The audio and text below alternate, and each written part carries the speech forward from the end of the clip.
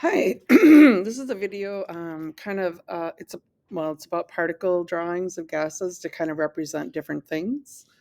So, what we do is the gas particles themselves, we represent those with dots, and then the arrows represent their motion. They're in constant random motion, and then we can change the volume or the temperature, and that's what I'm going to show you.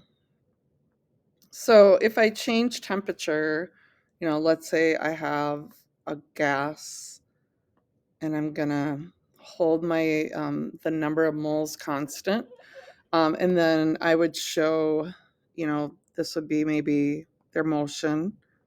The little arrows are just showing kind of that they're moving, and this would be lower temperature, which would be lower kinetic energy.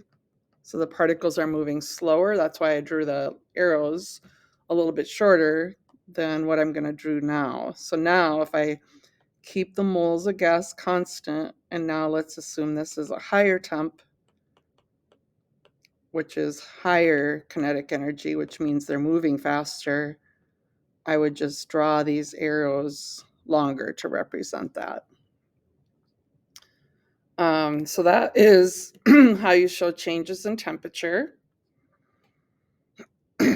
Changes in volume, assuming that your moles of gas and your temperature are constant, you can just, draw your particles. Let's say I have like a piston where I can change that volume by pushing down.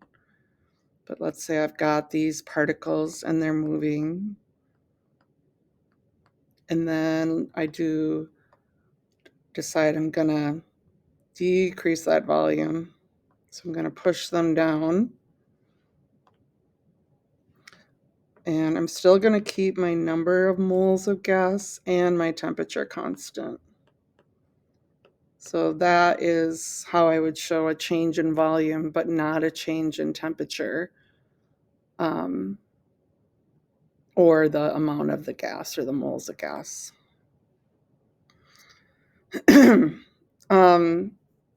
Changes in moles of gas. So if assuming my temperature is constant, so I would just, here maybe I have 4 particles, and my volume of my container is also constant, but now I'm adding more moles.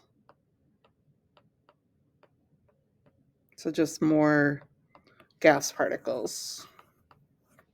So that would be constant temperature, because my arrows are about the same length as they were to start with, showing that they have the same kinetic energy. The volume of the container is constant, and then just adding moles. So I can try to also show pressure changes. So if I have a larger volume and I have those particles moving, I can show that this is, and I'm using these kind of pink arrows to show the pressure exerted by the gas on the container. That's what that is representing. So these are representing pressure. Okay, so now if my volume decreases, so I must have, had a piston or something where I could push them into less. Again, I'm going to hold my temperature constant and my moles constant, but now my pressure is going to be greater. So I would just show these pressure on the container and on each other. I would just show those being longer.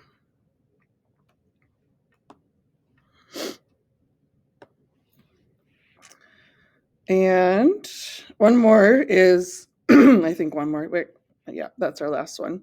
So changes in pressure with temperature, where the volume is constant and moles are constant.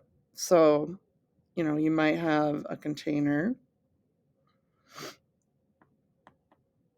and we're going to hold the number of moles constant. And then you have another container. Moles are constant, but the particles have more kinetic energy because it's a higher temperature.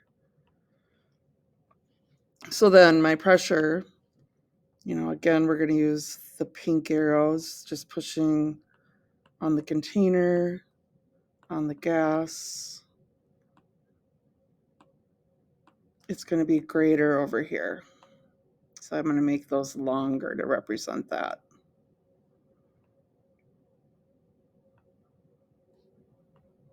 So you can see my moles didn't change, my container size, volume didn't change, but my temperature increased and the pressure increased.